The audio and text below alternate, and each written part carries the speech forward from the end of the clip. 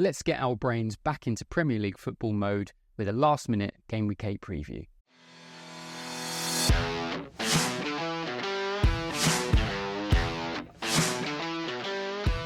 Welcome back to the Draft FC podcast, the podcast website and YouTube channel dedicated to all things official Draft FPL.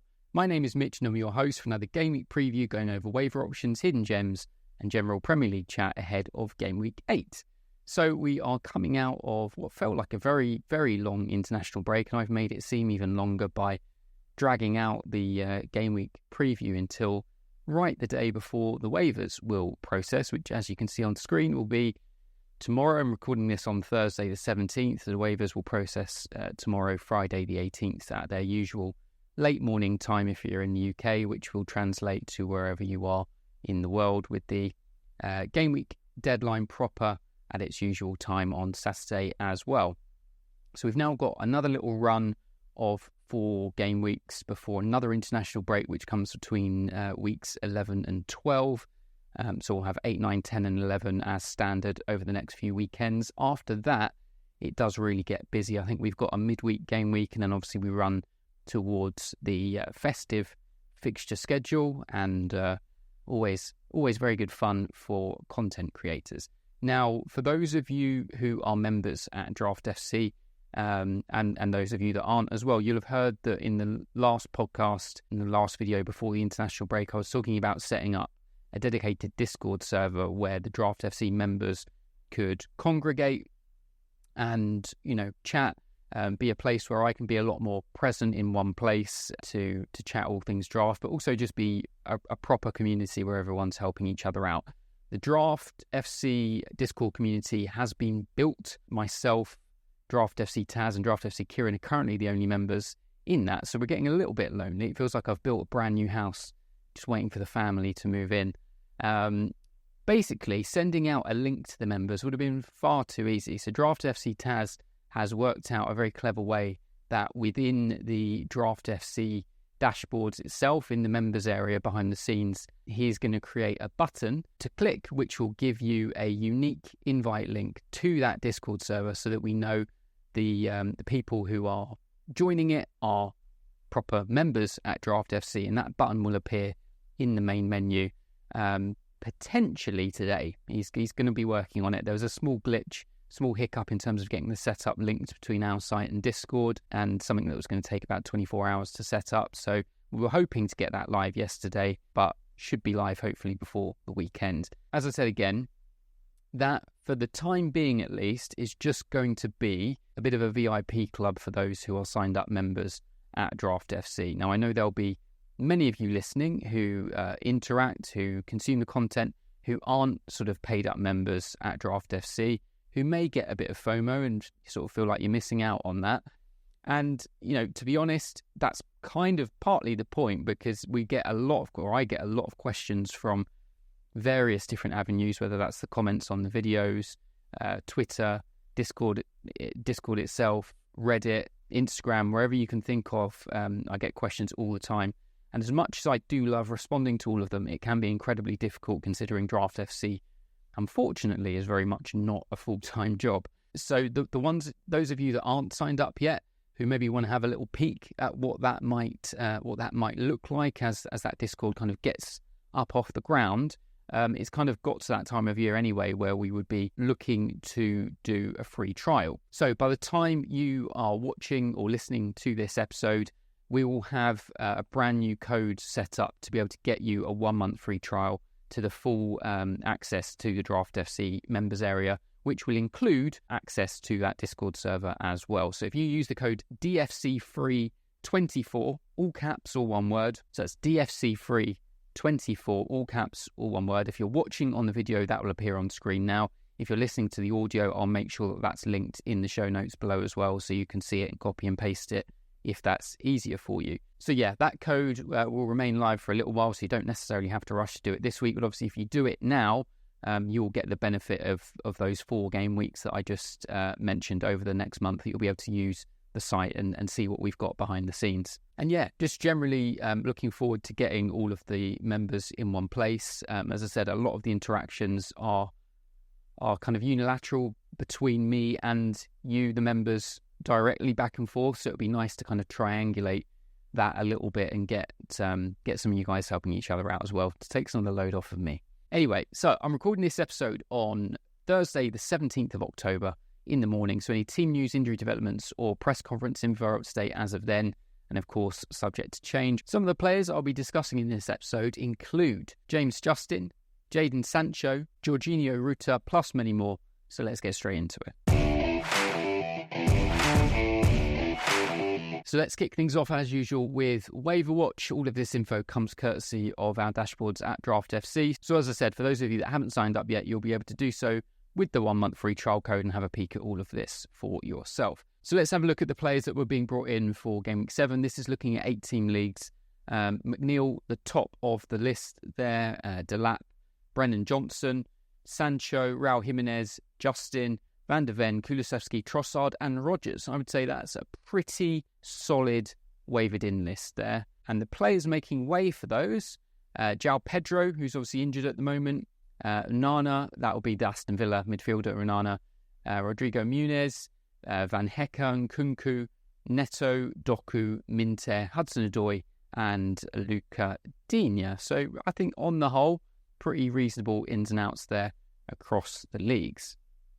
In terms of key injuries and suspensions, this is probably the busiest list I've had to talk about. And for all I know, there's probably a couple more. It's always the case during the international break. The difficulty is during the international break, it's really hard to trust some of the information you get with regards to injuries because, yeah, it doesn't take a lot for players to pull out of international breaks these days. But anyway, Saka came off during one of the England matches. We're not really sure what caused him to limp this time, but we'll have to wait for some press conference info for him.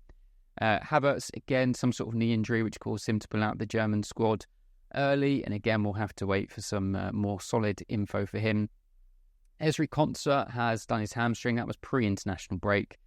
We haven't got a firm idea of what the timeline will be, but I doubt he's going to be back this week. A couple of the key Brighton players we do have a little bit more info on. Van Hekken is expected to be out for another few game weeks with an ankle injury. João Pedro is the same. The only reason we've got a rough timeline on him is when comments were made about Van Hekken during a press conference.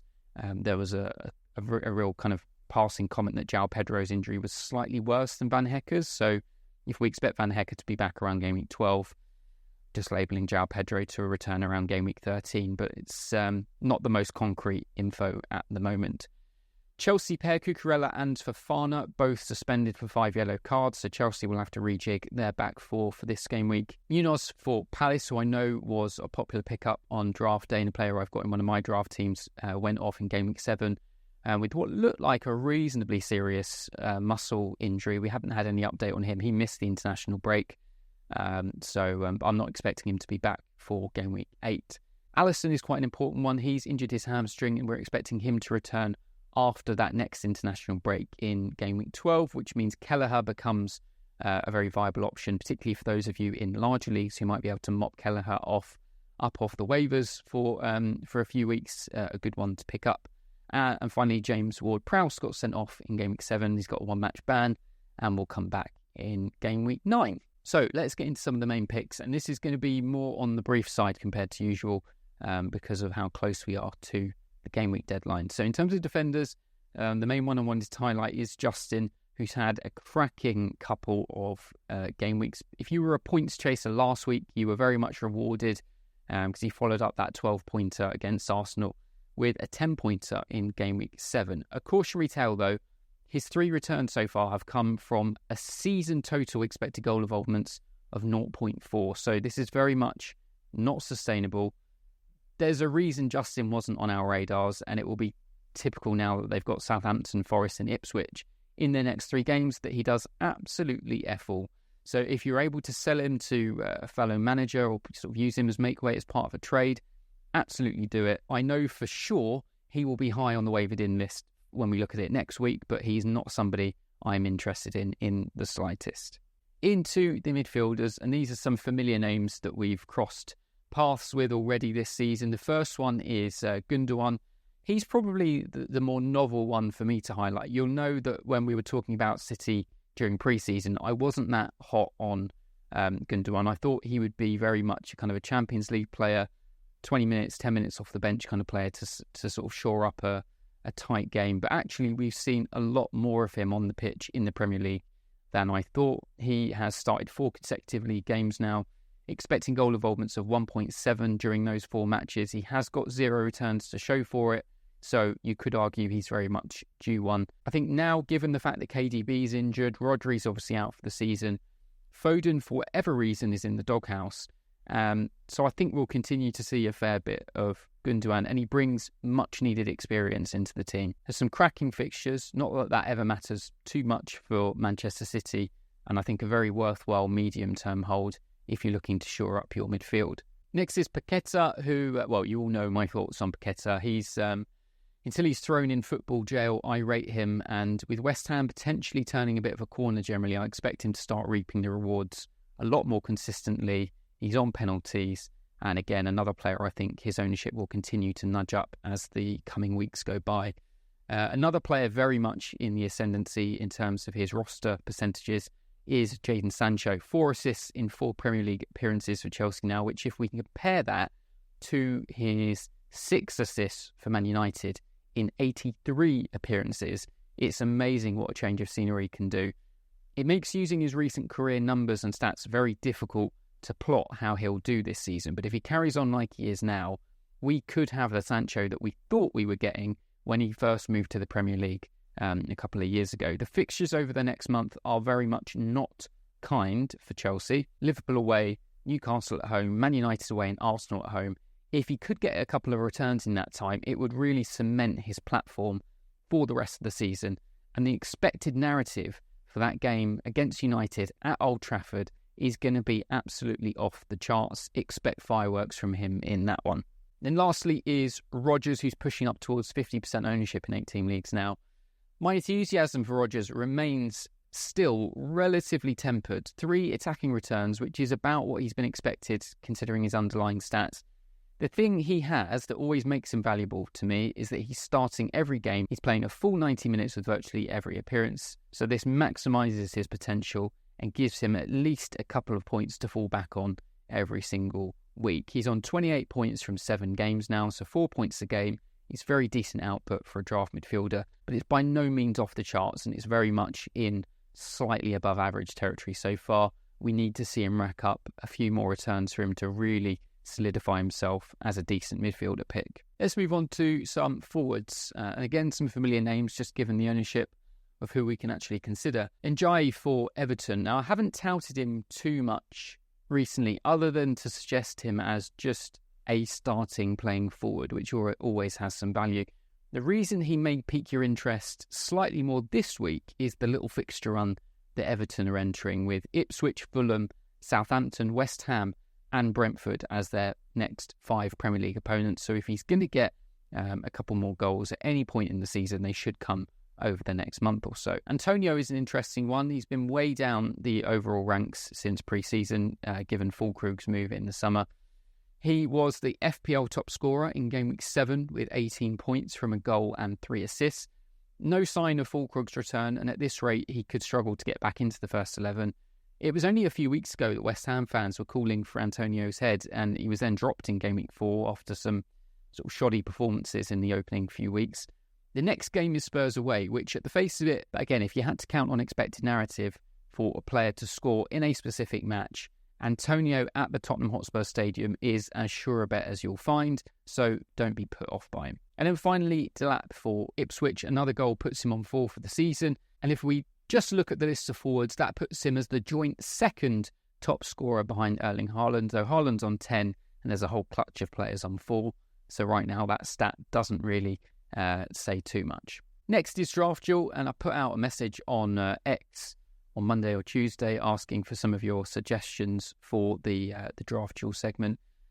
It's really difficult because people throw obviously so many different pairings at different sort of ends of the spectrum. I think there was a suggestion to do like Leif Davis against Ait Nori, which is interesting, obviously down the bottom end. We also had Solanke against Nico Jackson right up the premium end. I think moving forwards, I want the Draft Duel to try and occupy players that are more in the middle of the pack, but I can understand how now and again, particularly when a lot of trades are going down, it can be fun to do the more premium picks. The only thing is I'm aware that for some leagues, trading is very difficult. Managers get very possessive over their draft players, and so doing a draft duel of like Solanke against Jackson is probably not as applicable as it could be doing a couple of more medium-owned players. Now, obviously, I did do that quite early, and the suggestions kept rolling in.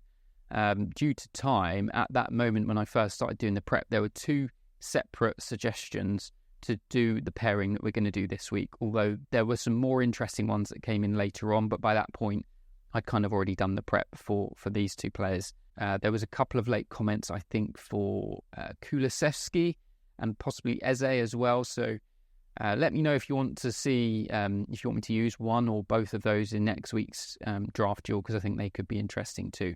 But for this week, I'm doing Trossard against Mohamed Kudus because, as I said, there were 2 separate suggestions to do that. So I just cracked on and did that one. So let's get on to the usual numbers that you'll be familiar with seeing. I'm potentially going to tweak some of these tables that you see moving forward. So I may make some of the main picks and the hidden gem picks more similar to this table. It's just it's a little bit more time consuming to dredge this data out, but I know that a lot of you find these numbers quite useful. Anyway, let's start with Trossard. Career average non-penalty expected goal involvements per 90 of 0.48, so basically getting a goal or assist 1 in 2 games. But actually, if we just look at his games in an Arsenal shirt, it's more like 0.68 per 90, which means he's getting 1, 2 in 3 games. 13 returns last season, which is pretty much bang on for his underlying stats. So far this season, we've seen 4 starts from 7. However, we've also seen the emergence or the re-emergence of Gabriel Martinelli as a half-decent footballer again, which jeopardises Trossard's conventional spot on that left wing. The injury to Martin Odegaard, though, has meant we've also been able to see the 2 of them on the pitch at the same time. But given recent form, I think there's a chance Martinelli could be heading towards a return to his 22-23 season form, which, as I said, in the long run, definitely puts Trossard's minutes at risk in the Premier League. If we were to sketch out his expected minutes versus his output, that puts him at somewhere between 9 to 13 attacking returns for the season, which pound for pound is very good. But as I said, it's just the minutes that are probably not going to be there. Next, let's move on to Mohamed Kudus for West Ham, who, as I say, long-term listeners will know I am generally a fan of Mohamed Kudus. We commented on his overperformance of his underlying stats last season. He got 14 attacking returns from expected goal involvements of around 9. Made 33 appearances, 2,500 minutes, and say his expected output was 0.31, but he performed actually far higher than that. So far through 7 game weeks this season, he started every single game and has a non-penalty expected goal involvements per 90 of 0.55. So he's improved that a very decent amount. However, the conversion rate seems to have gone down because we've just got 1 goal from a total expected goal involvement of 3.5. Now, we speculated earlier in the season what his numbers could be if he kept the conversion rate from last season but increased the opportunities. But so far, as I said, that conversion rate hasn't kept up, which we probably could have expected. So it puts him on a slightly wider range for his goal involvements. I've got it conservatively there at 10 to 15, but actually you could put it as wide as 9 to 16, but I've kind of tightened it up and taken some averages for the numbers. The obvious edge here over Trossard is the minutes. Kudus is very much first 11, regardless of who's injured and who's not, and will start the majority of Premier League games. It's also worth pointing out that in the opening 7 games, West Ham have already played Villa, City and Chelsea, all of which they lost, but they've taken points in all the other games that we'd expect them to be competitive in. Of course, there have been some god-awful looking performances, but they'll hope things have turned around now, and that 4-1 win versus Ipswich was a good sign from their point of view. So my verdict, if I knew both were going to start the upcoming weekend, which for this weekend, I'm pretty sure both of them will start, I would take Trossard all day long. However, in draft world and thinking longer term, for me, it's difficult not to give this to Kudus. And even if you took Trossard at the top end of his goal involvements and you took Kudus right at the bottom end of his goal involvements. Just the fact that Kudus is going to play 60 minutes plus every single week, by the end of game week 38, Kudus will be on a higher tally than Leandro Trossard. If things change and there's a long-term injury to Martinelli or Havertz or someone that really opens the door for Trossard in the Premier League, then this could switch very quickly. As I've got Trossard's expected minutes for this season pretty much as they were last year. If he were to get 2,000 plus minutes, again, he would easily edge this over Kudus. Let's talk about some hidden gems. I'm going to rattle through these pretty quickly.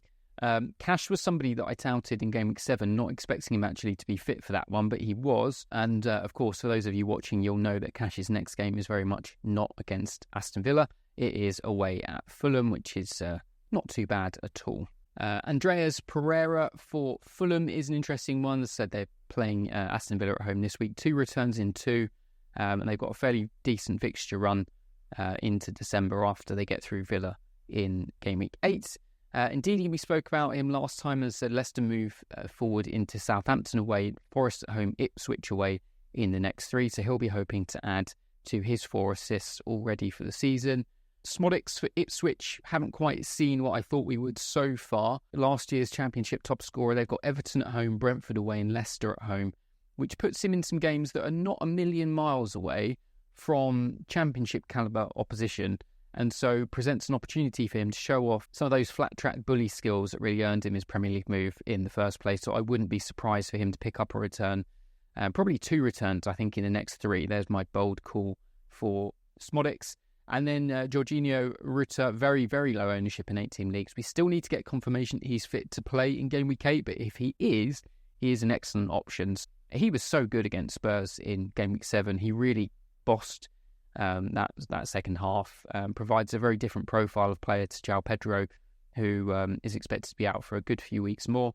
Not the best fixtures, but I think Newcastle away and Wolves at home in the next 2 isn't the worst pairing.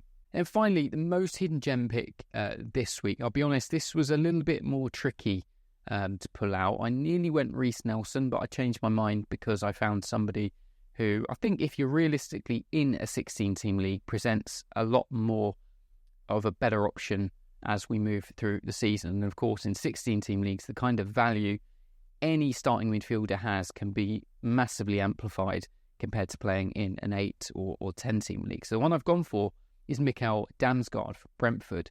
Just 6% rostered in 16-team leagues. He got 2 assists in game week 7 and started 5 Premier League games in a row now, so minutes have been reasonably safe. His non-penalty expected goal involvements per 90 is 0.45. Certainly doesn't put him into the heights of the players that we usually discuss in the main section, where we're looking at sort of 0.5 plus, but it's not a million miles away, and he's currently ranked 4th for Brentford behind Visser and Mbumo and Carvalho, so he's even ahead of he who shall never be named again, Kevin Schade. Next games are away at United, Ipswich at home, Fulham away, Bournemouth at home. Not a bad little run of fixtures there as we head into November, and a very reasonable midfield pickup in the very big leagues. The get-rid list is pretty much looking as it has done for most of the season. These are players that have still just got a hangover of quite high ownership from draft day. The one that I still see in a decent number of teams is probably McAllister. But his role in the team and his numbers currently just do not suggest he should be a draft asset. Don't get me wrong, he will probably bang in a few 30-yard screamers before the season's over, but we can't really rely on that as a week-in, week-out player. Predicted lineups I updated as recently as yesterday, and we'll be updating again Thursday evening, so later this evening, when we get any more team news and press conference info today, and I'll continue to update those into Friday as well. In the interest of time, I'm not going to talk through them in the podcast today. I will just let you go and find those at draftfc.co.uk. So that's it for this episode. A reminder, the waiver deadline is tomorrow, Friday the 18th at 11 o'clock UK time, and the main game week deadline is 24 hours later on Saturday morning. If you're a fan of the podcast, make sure that you are following or subscribed on whichever platform you listen to.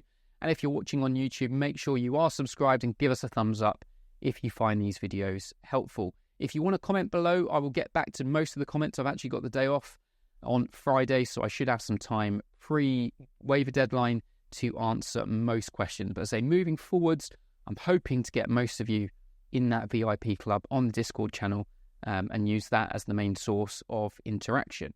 A reminder again, if you're not a signed up member, you want to have access to everything that you hear me talking about week to week and also want to be part of that Discord server, use the code DSC324.